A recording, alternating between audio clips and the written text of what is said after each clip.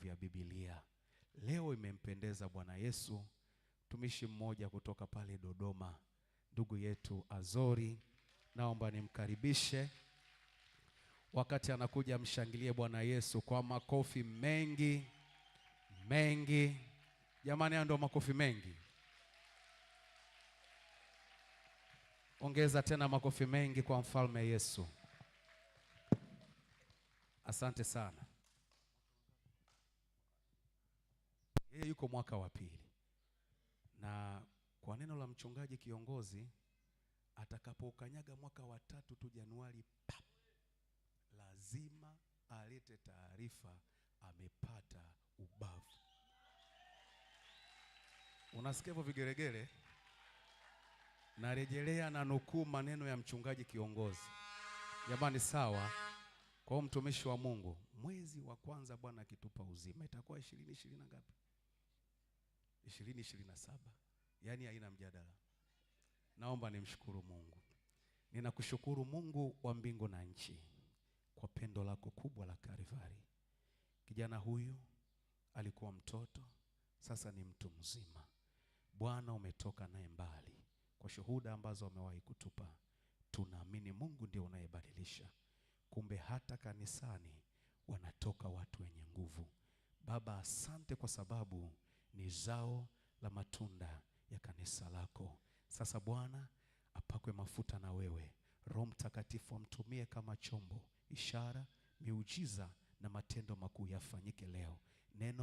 Neno lako Bwana lipitie kwake, yeye akawe kama chombo tu na sisi tukayapokee. Tunakuahidi Yesu, utukufu na heshima utabaki kuwa wa kwako, nasi tu tayari kuyatendea kazi yale yote utakayosema nasi. Sema kwa ukali, sema kwa upole, sema kwa namna ambao tutasikia. Ni katika Kristo Yesu wa Nazareti aliye hai, Bwana na Mwokozi wetu, na wote tuseme amen.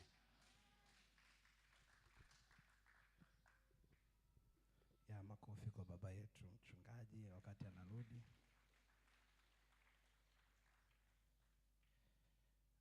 Mungu awabariki sana. Awali ya yote nimshukuru mchungaji kiongozi Baba Spia Mwaipopo popote alipo kwa nafasi hii ambayo amenipatia. Lakini pia niwashukuru wachungaji wasaidizi, wazee wa kanisa, na viongozi mashemasi, viongozi mbalimbali wa idara na washirika kwa ujumla. Mungu awabariki sana. Bwana Yesu asifiwe.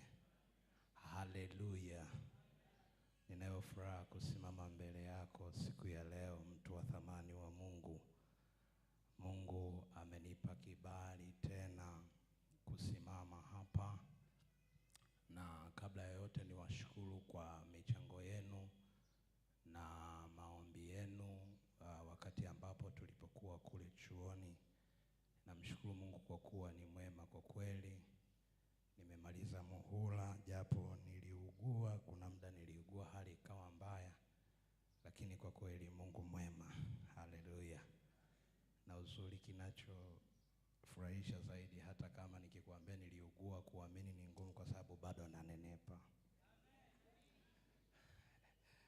Unajua mtu ukikuta anacheka alafu anakuambia Bwana nina maumivu, hutamuelewa kwa sababu ile tabasamu la nje. Kwa hiyo namshukuru Mungu, neema yake anitosha sana na ananilinda kipekee. Pia nishukuru mchango wa Kituli pamoja na familia yake kwa kuweza kuniwezesha kuwa kule chuoni kwa ajili ya kulipa ada. Mungu awabariki sana Mr. and Mrs. Kituli. Mungu awabariki sana sana, na Mungu awatokee katika mambo yenu yote.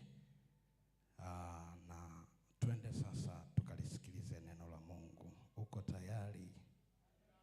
Haleluya. Tuna muda kadhaa wa kutosha tukalisikilize neno la Mungu. Alafu mgeukie jirani yako, mwambie Mungu akubariki sana. Mwambie Bwana umependeza kweli. Mwambie tena umependeza kweli. Nikupe nusu dakika, mwambie jina lako na yeye akwambie jina lake.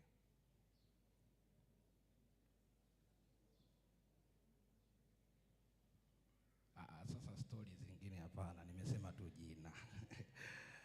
Haleluya. Kichwa cha somo siku ya leo tunaenda kuangalia kichwa kinachosema lengo na kuliishi lengo. Lengo na kuliishi lengo. Lengo na kuliishi lengo. Ndio kichwa cha somo.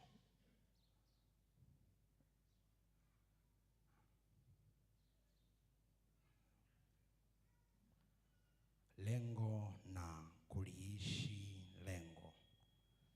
Na wakati tunaendelea, uendelee tu kuniombea kiroho ili maneno ya Baba yakamilike. Nami Bwana nipate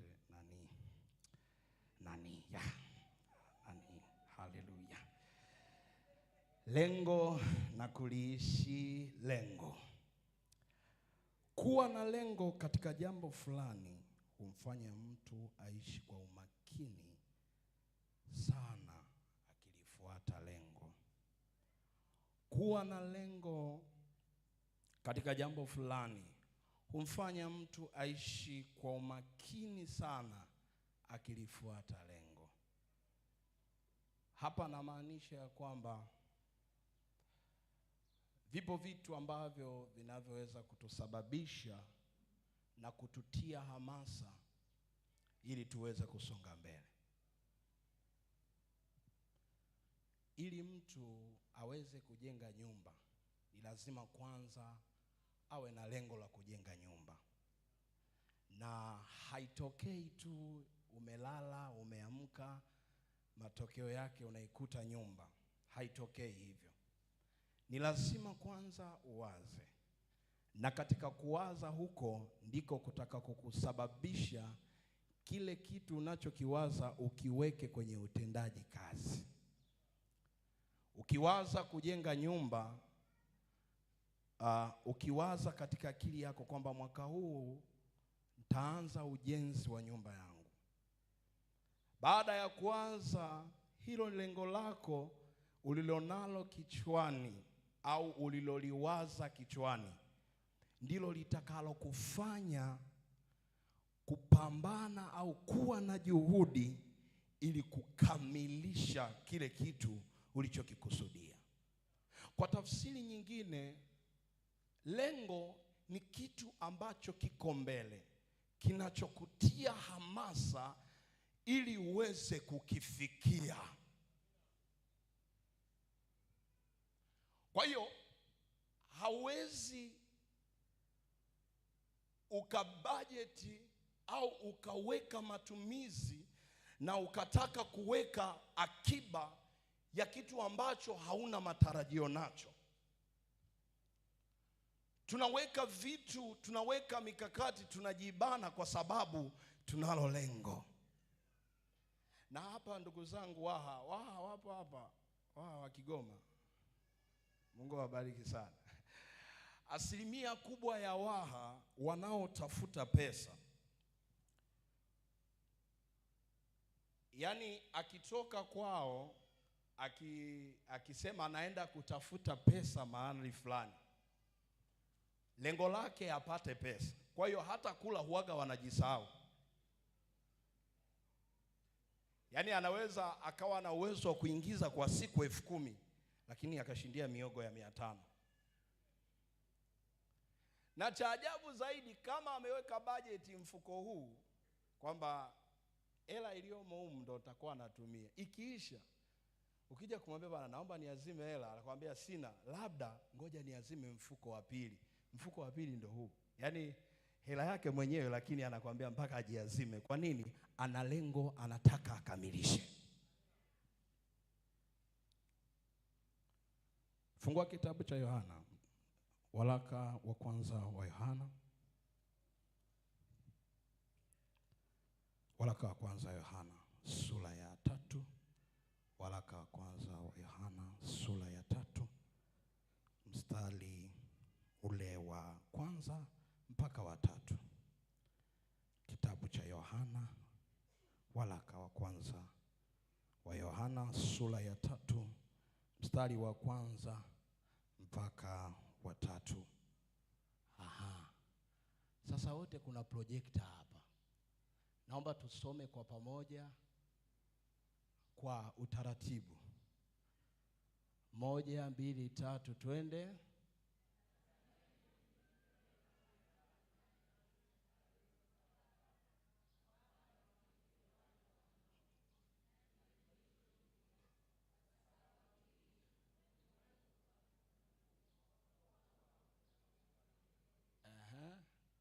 Mstari wa pili.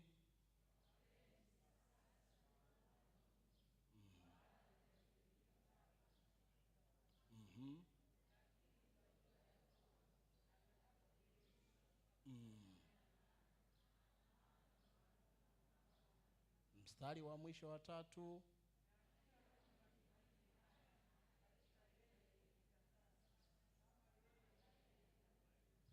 Na kila mwenye matumaini haya katika yeye hujitakasa kama yeye alivyo.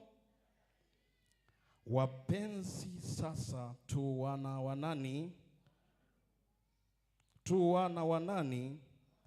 Wala bado haijadhihirika itakavyokuwa, lakini twajua atakapodhihirishwa tutafanana naye, kuwa tutakuwa kama alivyo. Lengo na kuliishi lengo ndio kichwa cha ujumbe wangu. Haleluya. Lengo na kuliishi lengo. Mstari ambao tumeusoma wa waraka wa Yohana, ambao mwandishi Yohana anaandika kwa watakatifu au waamini ambao waliokuwa kwa kipindi kile, anawaandikia habari ya kuonyesha uungu wa Yesu Kristo, lakini kwa habari ya kuwahakikishia ya kwamba sisi ni wana halisi na watoto halisi wa Mungu. Ni kana kwamba anawaambia ya kwamba kuitwa mfuasi wa Kristo sio kosa, kwa sababu anawarudisha nyuma. Mapenzi ya Mungu yalikuwa ni aje kabla ya wewe kuitwa Mkristo? Anawaambia tazameni ni pendo la namna gani alilotupenda Baba, alilotupa Baba. Kwa mantiki hiyo, ukiunganisha na mstari wa Yohana sura ya 3:16, anasema kwa maana jinsi Mungu aliupenda nini ulimwengu.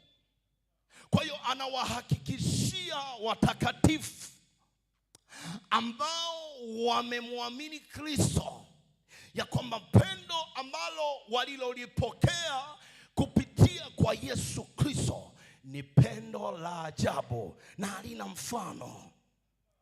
Anasema kwa maana tayari sasa tuko ndani ya pendo.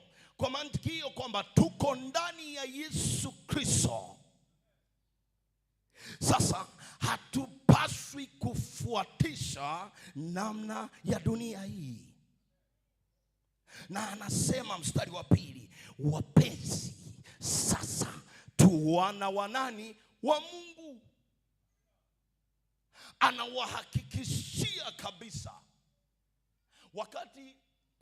Wakati mwandishi anaandika waraka huu kwa watakatifu waliokuwa wamemwamini Yesu kwa kipindi cha miaka ya 85 mpaka 90 baada ya Kristo, alikuwa anawaandikia, na hali ya watakatifu hawa walikuwa wako kwenye changamoto ya mafundisho ya uongo ambayo yalikuwa yametapakaa kwa habari ya kulichafua jina la Yesu na kwa habari ya kukosoa wokovu wao.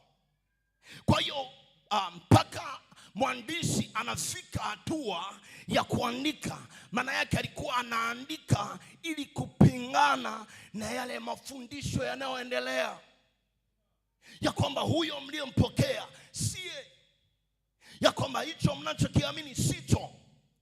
Akapingana nayo hayo maandishi kwa kuhakikishia ya kwamba tu wana wa Mungu, lakini bado haijadhihirika itakavyokuwa. Lakini tunajua atakapodhihirishwa tutafanana naye, na ni uhalisia ya kwamba huu mstari wa pili mwandishi anatupa lengo ya kwamba tu wana wa Mungu. Na kama tu wana wa Mungu, anasema ya kwamba tu wana wa Mungu bado haijadhihirika kiukamilifu, lakini anatuhakikishia itakapodhihirika tutafanana naye. Sasa ukifuatilia, ameongea vitu viwili kwa wakati mmoja. Ameongea wakati uliopo na wakati ujao. Tunaelewana? Anasema hivi, mstari wa pili: wapenzi, sasa tu wana wa Mungu wakati uliopo. Tu wana wa Mungu. Anasema wala haijadhihirika bado tutakavyokuwa. Anautambulisha wakati ujao, ya kwamba ni kweli tu watoto wa Mungu.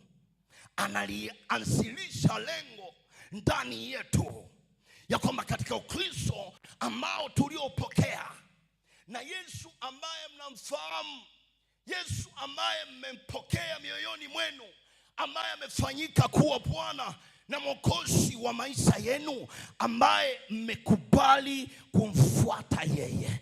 Cha kwanza ni sahihi, na ninyi mmempokea, na ninyi tayari mmebadilishwa, mmekuwa watoto wa Mungu. Lakini anaanzilisha safari nyingine ya kwamba bado tunayo safari ya kuelekea mbele. Anawaambia ya kwamba kwa namna ambavyo mnavyoona huu uzuri wa Yesu Kristo, na kwa namna ambavyo wanavyomtambua Yesu Kristo, bado haijakamilika. Haiishi mpaka iishe. Haleluya. Tunaelewana watumishi wa Mungu? Akawaambia bado haijadhihirika. Na hapa anaongea kwa habari ya kwenda kumiliki na kutawala na Yesu Kristo. Maana maandiko matakatifu yanatuambia tutafanana naye, tutabadilishwa, tutavikwa mili mipya, tutavikwa mavazi mapya. Haya mavazi ya dunia na hii mili ya dunia tutaiacha hapa duniani. Anatutazamisha ya kwamba mazuri yanakuja, mazuri yanafurahisha. Anawaambia tukaze mwendo watakatifu, tukaze mwendo, ijapokuwa wanawapinga na kwa habari ya hicho mnachokiamini, lakini ninawahakikishia watakatifu wa Kristo ya kwamba bado kuna safari, na bado kuna urithi wenu, na bado kuna matokeo mazuri ya kile mnachokiamini, na bado kuna ujira wa kile mnachokiamini. Hii raha mnaiona, mtaiona zaidi. Tu wana wa Mungu, tu wana wa Mungu. Na anatuambia itakapodhihirishwa tutafanana naye, tutamwona alivyo, tutaketi naye. Haleluya, haleluya. Kwa hiyo kama ni lengo hilo, anasema tusifuatishe. Na mstari wa 3 anasema hivi: na kila mwenye matumaini haya katika yeye hujitakasa. Kila mwenye lengo la kutaka kumwona Kristo katika yeye hujitakasa. Tafsiri sahihi ya kwamba kila mwenye matarajio ya kuona ufalme wa mbingu ni lazima awe mtakatifu. Mbinguni hakitaingia kinyonge, na maandiko matakatifu yanatuthibitishia ya kwamba tafuteni kwa bidii kuwa na amani na watu wote, na huo utakatifu, utakatifu, utakatifu, utakatifu ambao hapana mtu atakaye muona Bwana asipokuwa nao.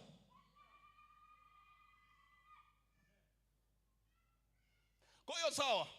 Mantiki hiyo sasa, unaweza ukawa na jina la Yesu na unaweza ukajiita Mkristo, sawa, hatukatai.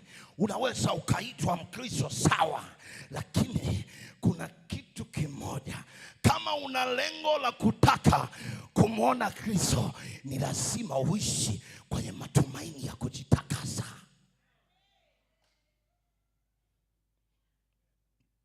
Tunalo lengo.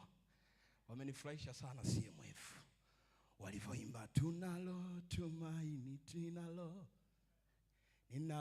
tumaini, ninalo tumaini, ninalo la kumuona Bwana. Tutamuona Yesu. Shabaha yetu na malengo yetu ni kumuona Yesu. Umekuja hapa, umeketi kwenye kiti na umekuja kwenye ibada, lengo moja tu, mara baada ya hapa tukamwone Yesu. Tukamwone Yesu, watakatifu wa Bwana.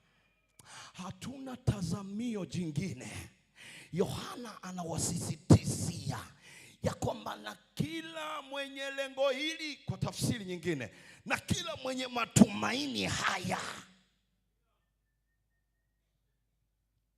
kila mwenye matumaini ya kubadilishwa, kila mwenye matumaini ya kutaka kubadilishwa kuwa kama Yesu, ataishi katika utakatifu.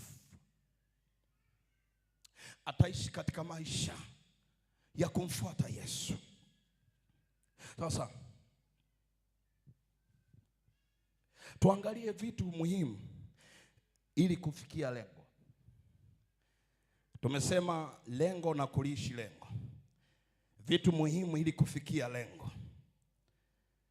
Vitu muhimu ili kufikia lengo. Jambo la kwanza katika vitu muhimu ili kufikia lengo, kama unaandika kichwa, vitu muhimu ili kufikia lengo. Jambo la kwanza, kuishi kwa umakini. Jambo la kwanza, kuishi kwa umakini. Kuishi kwa umakini. Vitu muhimu ili kufikia lengo, kuishi kwa umakini. Na mstari wetu ni mstari huu wa pili. Katika kuishi kwa umakini, mstari wetu wa pili, anaposema wapenzi sasa tu wana wa Mungu. Wapenzi sasa tu wana wa Mungu. Na Petro anasema ya kwamba iweni watakatifu kama vile Mungu alivyo mtakatifu.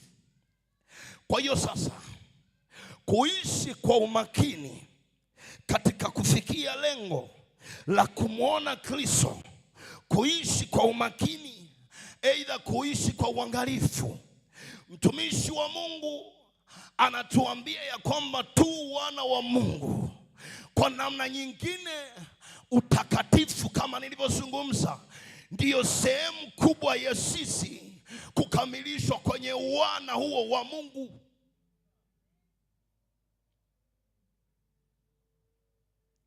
Kuishi kwa umakini.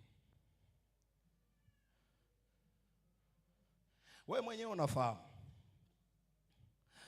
ukitaka kupangilia ukitaka kukamilisha malengo yako, kama yalikuwa au kama yanahitaji gharama kubwa, utapunguza matumizi tu. Yaani hamna atakaye kuforce, wewe mwenyewe utapunguza matumizi. Asubuhi ulikuwa unapiga supu, mchana unakula chakula kilichoeleweka, usiku unafurahisha bakteria wanasema kwa cha mtume, maisha yanaendelea. Lakini kwa ule mshahara ambao unaupokea, na ukiweka lengo la kujenga nyumba, hauhitaji mshahara mwingine, ila unaitakiwa ule mshahara ubudget ili kufikia lengo ambalo umejiwekea la kupata nyumba. Sasa budget inaanzaje? Umakini unaanza, budget inapungua. Ndio hapa watu wa Dar es Salaam mara nyingi wanasema, bwana, sisi hatulalagi njaa, tunachelewa kula. Yaani ukimwambia bwana, vipi jana imepita kava, ambaye hapana, Dar es Salaam hatulali njaa, tunachelewa kula. Kutokana na malengo ulionayo. Asubuhi inaweza kapita kavu. Sio kwamba hela hauna, hela unayo. Na unaiweka sehemu ambapo hata wewe mwenyewe hutaki pafikike. Ndio maana wengine saizi wanaona tu bora tukaweka kwenye vikoba. Sasa kwenye vikoba wenyewe kunao kuna mtu anaitwa Sindo Kijumbe. Yule akipita na kapu lenu, yaani tumtazamie mwingine tena. Yule anaweka fedha zenu akipita tayari karibu malengo. Ila mtu yuko radhi asifanye mambo mengine, ili mradi tu afike kwenye kusudi alilojiwekea.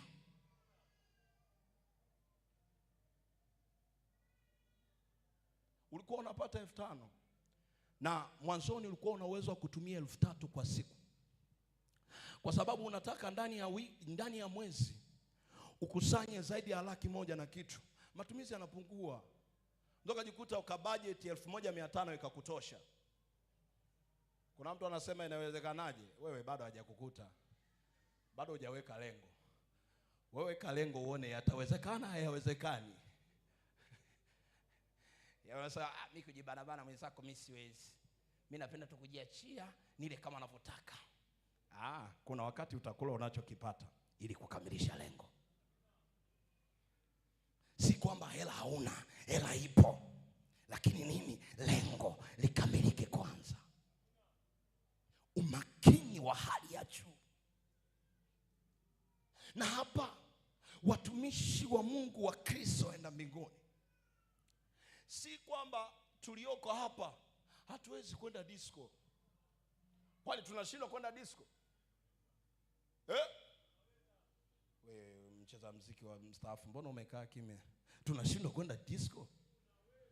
Uwezekano upo. Kwani mama nani unashindwa kulewa wewe, kuvuta ugoro unashindwa? Sio kwa mtaalamu ni hicho, yani piga shilingi hapa, yani kamevimba hapa vipi sana. Ni kutema ugoro muda wote. Usinzi, uhuni,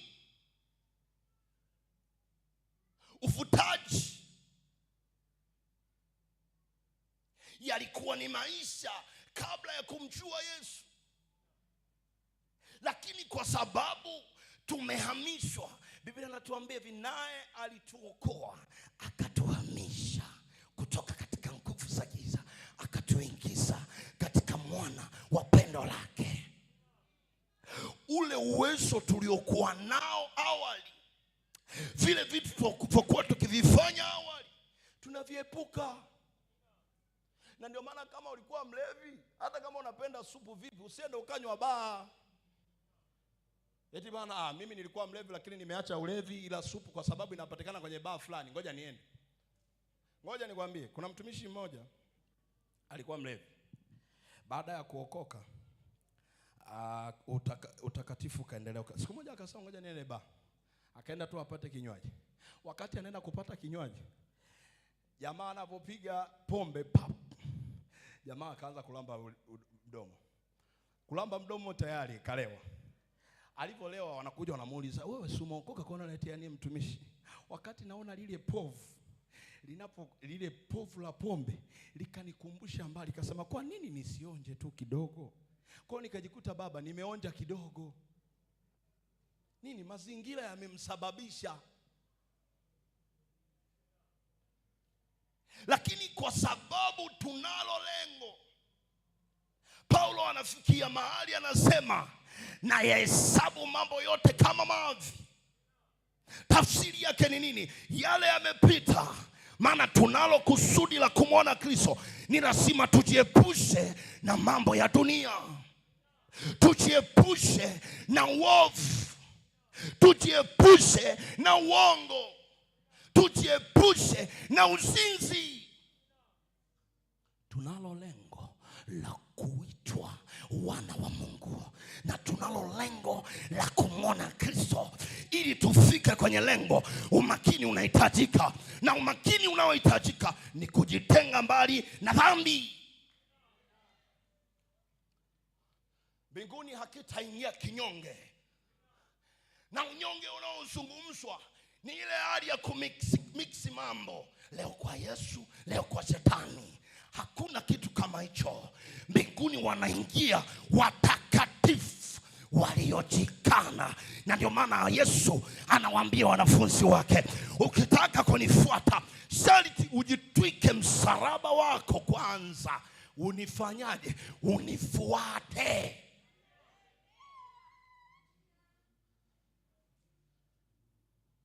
Uwezekano unao wa kufanya dhambi, lakini kwa ajili ya Yesu tunajiepusha nayo, tunakaa mbali navyo, tunatazama lengo, tunaliangalia lengo. Lengo letu ni kuvikwa, ni kuishi na Yesu. Lengo letu ni kutawala na Yesu. Watakatifu wa Bwana wa Ukonga, tunao lengo la kumwona Yesu, tunao lengo la kumwona Yesu, tunao lengo la kuvikwa mwili mpya. Mwili mpya ni lazima tujiepushe. Acha mengine yapite.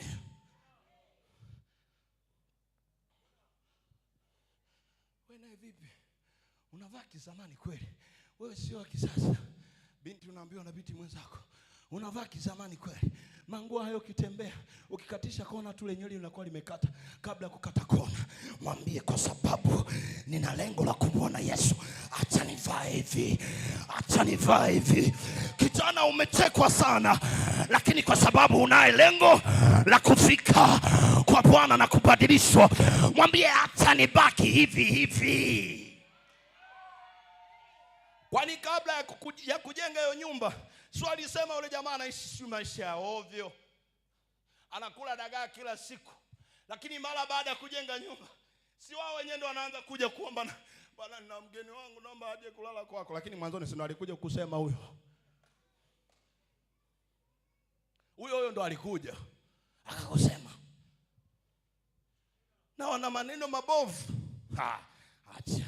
Lakini kwa sababu tunalo kusudi, wana wa Mungu, tunalo kusudi, tunalo lengo, tuishi kwenye lengo, tuishi na umakini wa hali ya juu. Watakatifu wa Ukonga, haleluya.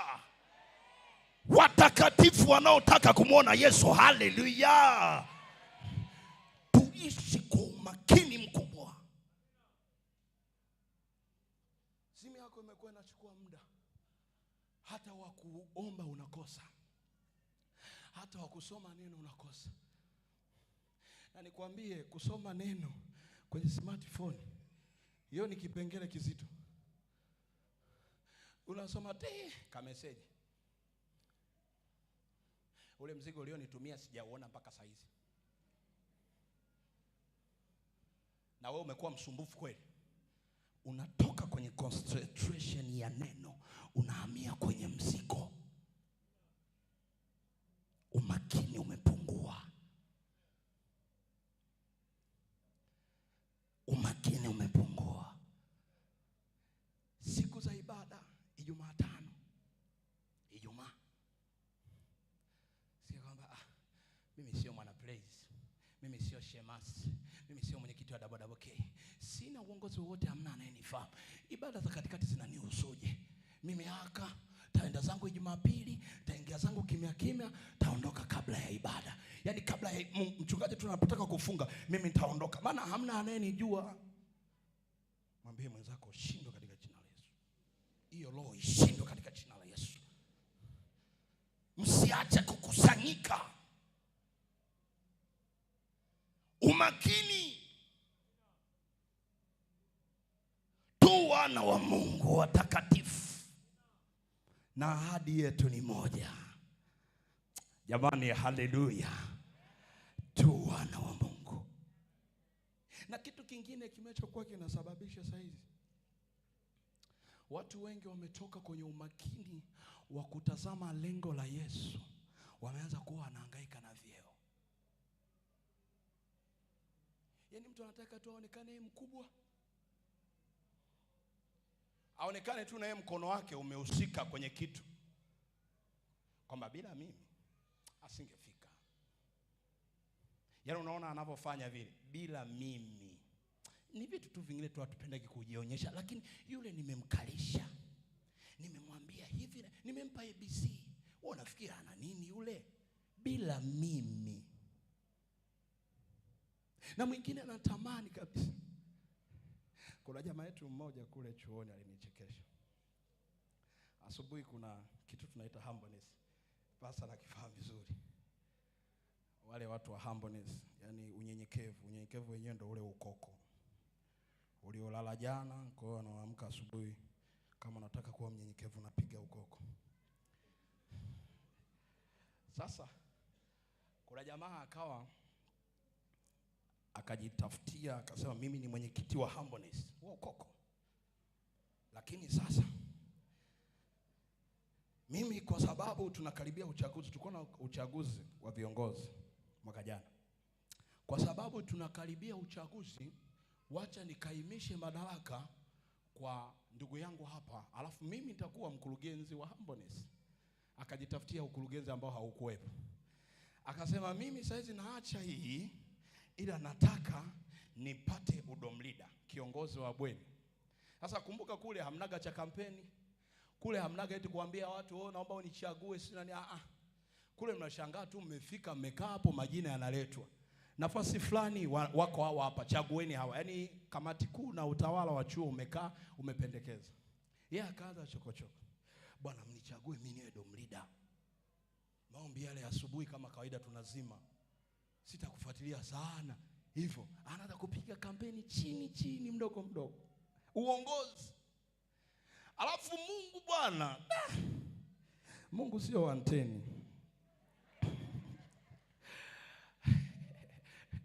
Yule jamaa yani hata kupita kwenye jina lolote hakupita. Yani kwenye jina yani unaolijua jina lolote, kuna nafasi karibuni kama 20 na kitu, lakini hata kupendekezwa jina hakuna. Sasa akaona nyinyi hamnijui.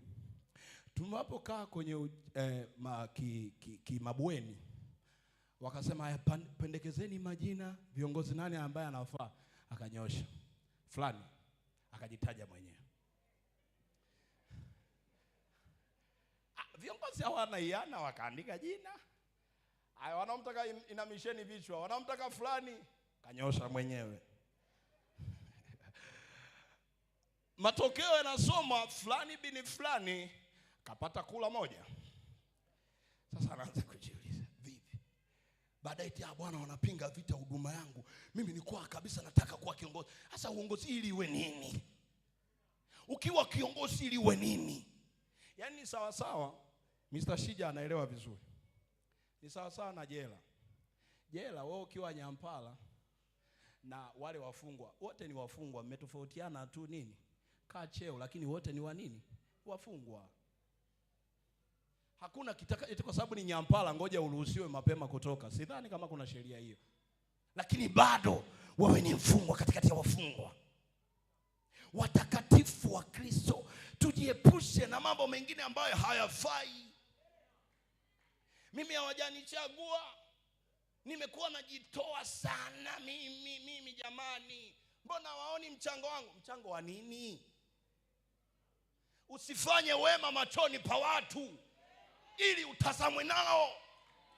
Fanya wema, Mungu ndio akutazame. Sasa sisi tukikuona ndo nini sasa? Unajua, sikiza nikwambie. Mungu na wanadamu, ukitambulika na wanadamu, yani ni sawa sawa. Nimwambie hivi mama, muulize jina lako. Anaitwa nani? Jamani, mmesikia huko? Mmesikia jina lake anaitwa nani? Sasa niambie, huyu anaitwa nani? Jamani, anaitwa Lucy. Mmesikia mjasikia? Kila mtu anamfahamu Lucy. Lucy kwa neema ya Mungu, msimama wapungie mkono. Lucy kafahamika kwenye ibada ya leo. Kameramani mrekodi Lucy. Lucy jamani, mmemwona si ndio huyo? Sasa nataka nikueleze kitu kimoja. Huyu ni mwanadamu, mimi ni Mungu. Unanielewa? Natoa mfano, sio kama Mungu kamili. Huyu ni mwanadamu, mimi ni nani? Ukijitambulisha kwa Lucy, atakaye kujua ni huyu. Lakini mimi sina kipaza sauti hapa. Ameniambia anaitwa Lucy. Nimewaambia jamani anaitwa nani? Na nikatoa amri asimame ili mumu. Sasa ukitambulishwa kwa wanadamu, wanadamu watakufahamu kadhaa. Lakini Mungu akikutambulisha, utambulisho wake kila mtu lazima akujue. Kila mtu lazima akufahamu. Hakuna mwanadamu ambaye asiyekujua. Yaani hujafika, taarifa zimefika. Kwani jamani, huyu fulani ndo nani? Ndo nani? Yaani hawajakujua ila jina limefika. Nani? Mungu kakutangulia. Mungu kakutangulia. Umakini tunaozungumza, mruhusu Bwana akutangulie, akutambulishe. Akikutambulisha yeye, hakuna anayeweza kupinga. Haleluya. Na hapa ndo tuna jukumu kubwa sana la kumtafuta Mungu. Yaani uongozi unaweza usio wa mabafu, lakini Mungu akatangulia mbele.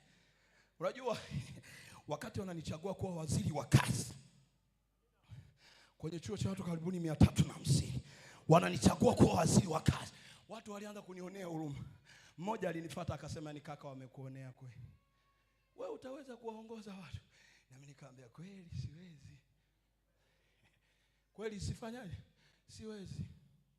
Nikacheka akasema, na kuonea huruma Mungu wangu, watakavyokutesa. Nikamwambia ni baba, unisaidie tu kwa maombi.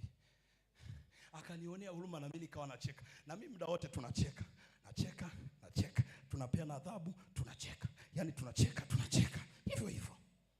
Ili tufikie lengo. Sasa nimeingia kwenye waziri. Waliokuwa wananichukulia poa, wale tulikuwa tumezunguka nao wote, wa jirani yangu, ndo akawafanya kazi. Ikitokea kazi, wewe ni rafiki yangu, wewe nenda pale. Wasili nimekwambia nenda pale. Kwa naenda. Wakashangaa. Na ilikuwa taarifa kwamba kila siku lazima wapite watangaze kazi. Sasa nikamwambia Mungu, mimi uwezekano wa kutangaza hizo kupiga kelele mimi siwezi. Masuala kwanza kuwaombea watu siku washawishi sana siwezi. Naomba ingilia kati. Mungu akanipa neema. Akasema tengeneza magrupu. Nikatengeneza magrupu. Kila grupu likawa na viongozi 10. Sasa ile grupu cha ajabu, wao ndo wakawa wanafanya kazi kuliko hata mimi. Yaani ukiwaambia bwana kiongozi, naomba usimamie hapa na hapa, akisimamia utadhania ndio waziri wa kazi. Utoke hapa. Nakwambia utoke hapa bila kumaliza hapa, utoki.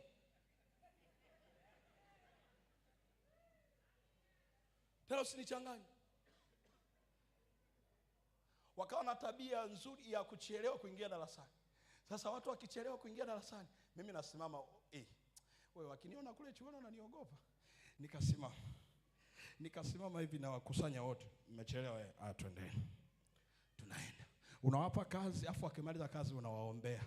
Wanasema, kesho nitachelewa tena ili uniombee. Na cha ajabu Mungu wangu. Sasa hatari. Bwana, nikampa adhabu. Kumbe niliyempa adhabu ni ndugu hapa. Sasa kaingia, wanasema ameingia kwenye mfumo. Alipoingia kwenye mfumo, mimi include na wengine. Ameweka kufanya adhabu. Yeye hakwenda kufanya. Wakati naenda kumuuliza, vipi mbona hujafanya adhabu? Niko serious. Hapo wambuzi sio wa kuku tena. Kunja sura, wanteni akasome. Nikafika pale nikamwambia. Nilipomwambia, baadaye akana nini nikamwacha.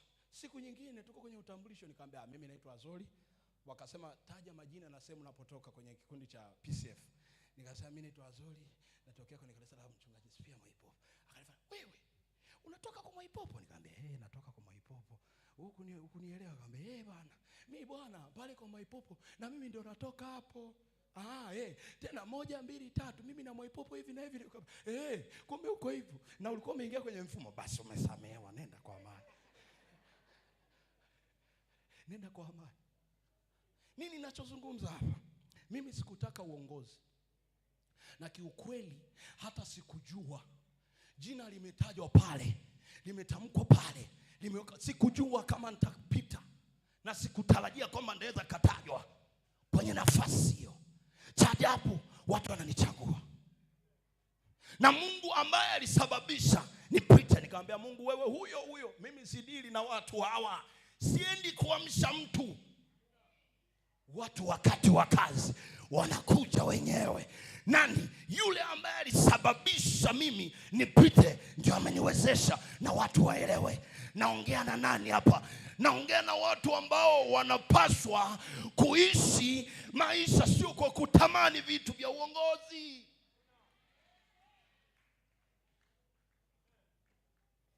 Achana na yakija sawa, yasipokuja fresh pia. Maana bado tuna lengo. Umakini unahitajika. Tuna lengo la kumwona Kristo. Tuna lengo la kufika mbinguni watakatifu wa Bwana. Hatuna lengo la kupata vyeo. Sasa ukiwa na cheo kuna nini? Kwani eti brother Shija, wale manyampala wakitoka kule mtaani wanakuwa ni viongozi? Si unaishia kule kule. Ukiwa hapa na uongozi wako kule mbinguni utaenda nao? Tena cha ajabu unaweza ukafika ukaa kwenye corner. Watu sifa inaendelea kama mchungaji Focus alisema siku moja, unakaa pembeni utukufu wa mwisho. Sifa inaendelea, unaweza kuuliza mwanangu nani yule amesimama sasa hivi? Ndio ni mwana wa Adamu. Mwana wa Adamu. Mimi kama simpate vizuri kwenye hii kona vile.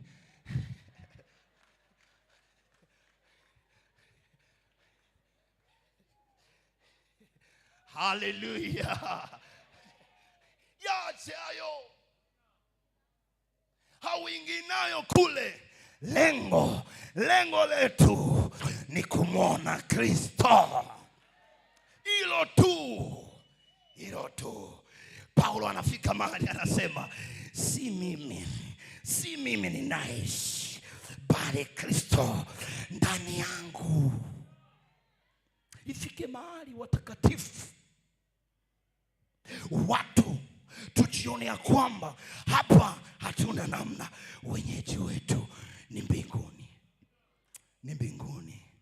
Napenda sana miaka ya nyuma. Unajua kila mtu ana miaka yake ya nyuma Sasa kama mbona mtoto mdogo ana miaka gani ya nyuma? Na mimi na miaka yangu ya nyuma ujue. Zamani kwa kipindi ambacho mimi nimekulia kwenye kanisa, mara zote pambio zilizokuwa zikipigwa, mara zote uhamasishaji uliokuwa ukihamasishwa ni neno moja: tunataka tukamwone Yesu. Tunataka tukamwone Yesu. Na hata kama mtu akipatwa shida, wanapoenda kumtia moyo, wanakuambia, jipe moyo rafiki yangu. Jipe moyo rafiki yangu, utaishi kwa neema. Na hata kama ukifa, unaenda kumwona Yesu. Yalikuwa ni matumaini mazuri sana. Walikuwa wanakutia moyo, wanakuambia usiogope. Hata kama unaumwa, hata kama uko kwenye hii hali, usiogope. Tunalo tumaini la kumwona Yesu. Yule mtu anatiwa nguvu, anainuka kwa ujasiri, anajitia nguvu. Maana nini? Anaona kuinuliwa tena kwenda kupiga kazi, ili siku moja amuone Yesu. Hakukuwa na ile kulazimishana sana. Leo nakuja zoezi, mpena nimebanwa, takucheki kidogo. Fulani bwana, unakuja leo? Alafu haji. Sikiliza, huo utoto wako waanze kulibembeleza, wewe nani? Kuna siku nimeenda maeneo fulani, nikakuta mpiga drums paka, yani mnakusanyika wote, mnaanza wanasifa wote mnakusanyika. Alafu mpiga drums anakaa kama mnyume pale. Alafu wengine mmetokea mbali, wengine mmetokea si wapi, picha uwanja wa ndege huko. Yeye anakaa tu hapo jirani. Kama kwa mama yetu hapo, Mama Baraka. Yani mmekusanyika wote, alafu muda wa sifa ndio mfuate. Bana, tayari tumefika wote, je, ukatupigie drums? Haya nakuja. Na jamaa kana kigugumize. Nakuja. Mara ya kwanza nikawasikiliza, nikasema anakaa wapi? Wakaniambia anakaa pale. Kwa hiyo mpaka tumsubiri. Kaambia fresh. Ijumamosi inayofuata tuko zoezi. Nikamwambia yuko wapi? Anakaa pale. Nikamwambia haya sawa. Nikapray beat ya kwenye kinanda. Kasikia muziki umechangamka. Kaja. Kashika stick. Nikamwambia unaenda kupiga ngoma wapi? Mimi nataka nipige drums. Unapiga drums sana? Nikamwambia hupigi ngoma, hichi kinanda kinatutosha. Kakae hapo. Aka. Jumapili tukapiga ngoma ya kwenye yeye kaka. Tukapiga ngoma ya kwenye kinanda. Na roho Bwana hanaga upendeleo. Mwamba kashuka. Kwani Jumamosi iliyofuata tulimfuata? Yeye ndo anakuuliza vipi? Tunaanza saa ngapi? Wataka muda? Njoo. Nidhamu ikaongezeka. Yaani unamforce mtu kwenye huduma, achana naye. Pita wale waliopo, pigeni ibada. Na mimi kitu ambacho nilimwomba Mungu, nataka unisaidie kila kitu kanisani niwe nafanya. Mkutano mmoja nimeenda mwaka jana, kiongozi wa mkutano kachelewa, nikasema usinitanie, nipe maiki. Nikashika maiki, MC mwenyewe, mwimbisha sifa mwenyewe. Alafu nikamwita mchungaji wa mahali pale. Kaambia karibu mchungaji, umlete mhubiri. Hapo mimi nikatoka pale, nikakaa kidogo kwenye kiti. Wakati huo watumishi wa Mungu tunamleta mhubiri. Mhubiri yule nikavua MC, nikavua kwenye kiti, nikavua kila kitu, nikainuka, nikaenda kuhubiri.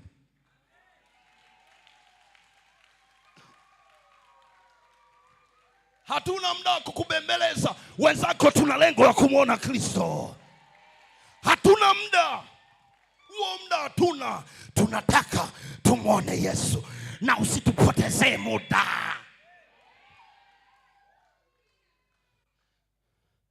Sikiliza nikwambie hivi. Nikikwambia sema kwa sababu yeye haendi. Hebu sema kwa sababu yeye haendi. Kwa sababu yeye haendi. Asikucheleweshe. Asikucheleweshe.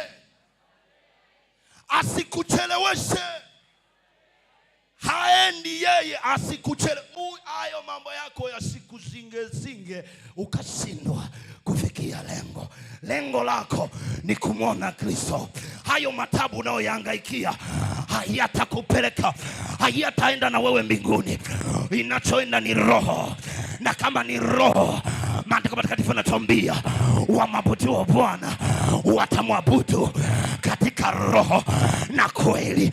Tafsiri yake ni nini? Kinachoangaliwa ni roho, sio mwili. Mwili usikucheleweshe. Na ndio maana Paulo anawaambia Wakolosai, basi vifisheni viungo vyenu. Vifisheni viungo vyenu. Maana yake nini? Muihuishe ile roho. Maana ndio itakayo muona Kristo. Ndio yenye lengo la kumuona Kristo. Watakatifu wa Ukonga tunalo lengo la kumuona Kristo. Tuwe na umakini.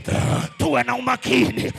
Tuishi kama Kristo atakavyo. Shakatarabakosa repakatasia. Tuishi karibata rapapapos keria makantesh ripakasika makato rapapapos rikamakatashaka repakosa repakatash ribakanderababa sakatarababa ribanetashaka sakaterapa remakate ripakosa. Tunalo lengo la kumwona Kristo. Mbingu zinatusubiri watakatifu. Mbingu zinatungoja watakatifu. Tuyatupe chini. Tuyatupe chini. Paulo anawaambia Wakorinto, tusivitazame vinavyoonekana, tuvitazame vile ambavyo visivyoonekana. Visivyoonekana ni nini? ni pamoja na urithi wa ufalme wa mbingu. Na mkumbuka mtumishi mmoja ambaye alipokea habari za Yesu alipokuwa kule India. Walipeleka habari za Yesu kwa kijiji kile. Walipopeleka habari za Yesu kwa kijiji kile, akasema yuko tayari. Akampokea Yesu. Na alipompokea Yesu, mfalme wa kijiji akapata taarifa ya kwamba yupo mtu amesaliti imani. Amefanya nini?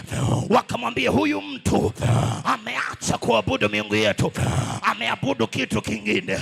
Mfalme akasema mwiteni. Yule bwana wakamwita pamoja na familia yake.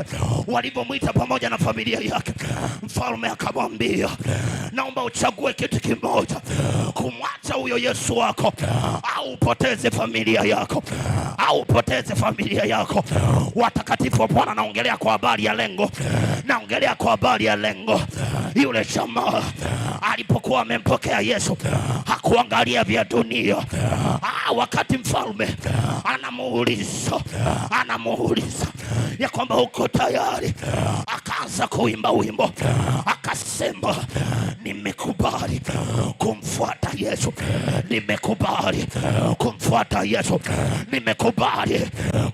Yesu, Mfalme akasema naona haunielewi. Kile kijiji kilikuwa ni kijiji cha wawindaji. Wakaitwa wawindaji wanaweza kutumia mishale vizuri. Wakashika mishale, wakawapiga watoto wa yule baba, wakawapiga. Wakati wanagalagala, damu zinachuruzika. Yule mfalme akamuuliza tena, akamwambia, je, unamwacha huyo Yesu? Akasema hata ndugu wakiniacha, bado ninaye Yesu. Naongelea kwa habari ya lengo. Mfalme akasema naona hunielewi. Akasema mke wake yuko wapi huyo jamaa? Wakamchukua mke wake. Walipomchukua mke wake, naye wakamuua. Mfalme akageuka tena akamuuliza, je, uko tayari? Jamaa akasema msalaba mbele, dunia nyuma. Msalaba mbele, dunia nyuma. Sitarudi nyuma. Naenda mbele. Simama juu popote ulipo. Naenda mbele.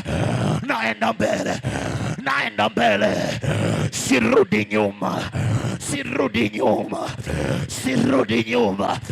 Mfalme akastajabishwa, akachukua hatua ya kumuua, lakini ilileta matokeo. Watu wakamjua Kristo. Wapendwa waenda mbinguni wenzangu, tusistopishwe, tusizuiliwe na mambo ya dunia. Haya ya dunia hayapiti, haya ya dunia hayaendi. Ninapongea hivi, jiconnect na mbingu. Rapa remekarida repepepe rakakakaka ripakapa repekatasaka ribababa. Yamkini uko hapa, lakini tumaini lako sio kama la kwetu, sio kama la watakatifu. Yamkini uko hapa, tumaini lako limepotea, hauoni tena uwezesho kwenda mbinguni. Nataka nikwambie, ni bora ungekaa nyumbani, lakini kwa sababu uko hapa, nataka nikwambie kitu kimoja. Huyo Yesu tuliyempokea, huyo Simba tuliyempokea, wenzako tunalo tumaini. Baada ya hapa tukamwone Yesu. Jamani, mbingu zinatusubiri, Yesu anatusubiri. Maandiko matakatifu yanatuambia atafuta machozi.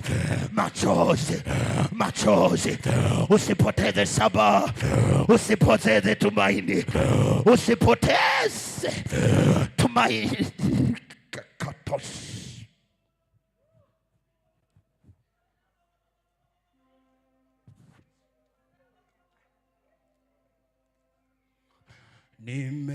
Nimekubali kumfuata Yesu, nimekubali kumfuata Yesu, nimekubali kumfuata Yesu, sitarudi,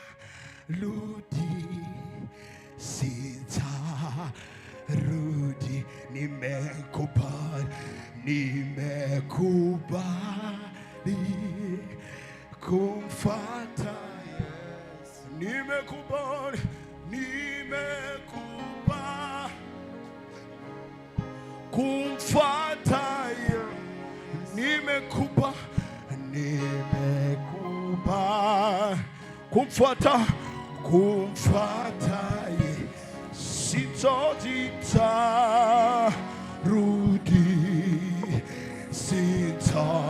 sitarudi, nimekubali, nimekubali kumfuata Yesu, kumfuata. Nyanyua mikono ya nimekubali, nimekubali kumfuata Yesu, kumfuata Yesu, nimekubali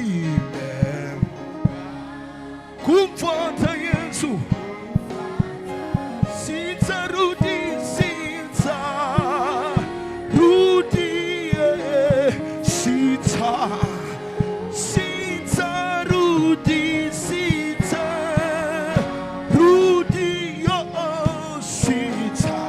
yes, sitarudi, sitarudi, yes,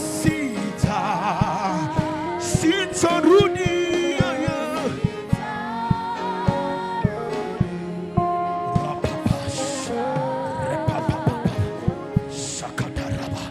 Hebu sema maneno haya, sema asante Yesu. Kanisa zima tuseme kwa sauti, sema asante Yesu, asante Yesu, asante Yesu kwa kunipa tumaini, kwa kunipa tumaini, kwa kunipa tumaini, kwa kunipa tumaini la kuja kwako, la kuja